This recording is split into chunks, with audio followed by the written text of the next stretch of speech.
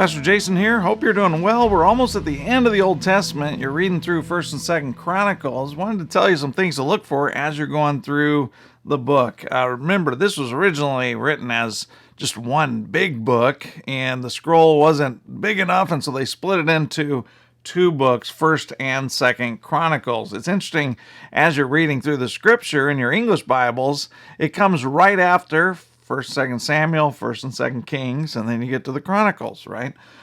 In the Jewish Bible, the traditional Jewish order, Chronicles comes last, and there's a reason for that. The word Adam is right in the beginning of the book, and then it takes you all the way to when they return back from exile.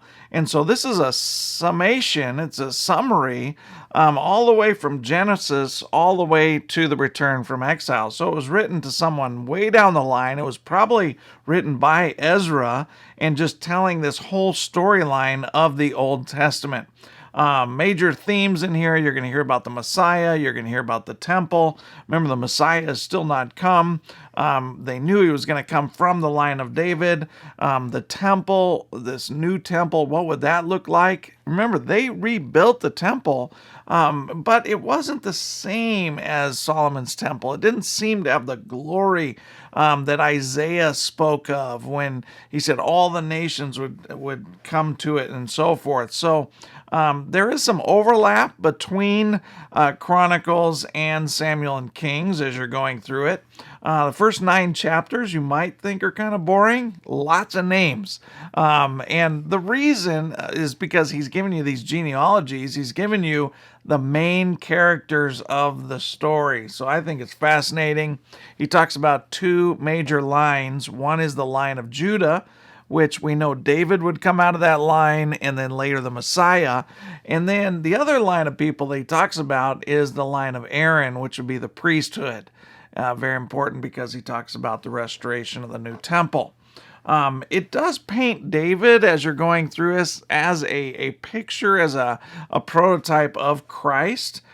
So you need to know that as you're going through it. It doesn't give you any of the bad stuff about David in Chronicles. It doesn't talk about Saul persecuting him. It doesn't talk about Bathsheba and so forth. But it does give you some new information. It talks about how David made preparations for the building of the temple. It talks about just this hope of the Messiah. There's some overlap, but there's differences. And that's why Chronicles is so important. It doesn't tell you about the northern tribes of Israel that split off. It's just going to focus on the line of David and then tell you about these kings that come out of his line, and those that were obedient, you see how God blessed them and God how he rewarded them. And those kings that were disobedient, a lot of bad kings that didn't follow the Lord, chose to not listen to God, and the consequences of that. And it's almost like the author's telling the people, as you're waiting for the Messiah to come, remember what happened to those that chose not to follow the Lord. And look at how God blessed those that chose to follow him. So I think there's an encouragement there that we need to be faithful, we need to obey. But this is a Cliff Notes version of the Old Testament, and that's what makes it so exciting. And then you get to the conclusion of the Old Testament, and then right after this, you're going to get to the New Testament where the Messiah comes, and you're going to see that in Matthew. And so I hope this helps as you're reading. Can't wait to talk to you next time. God bless.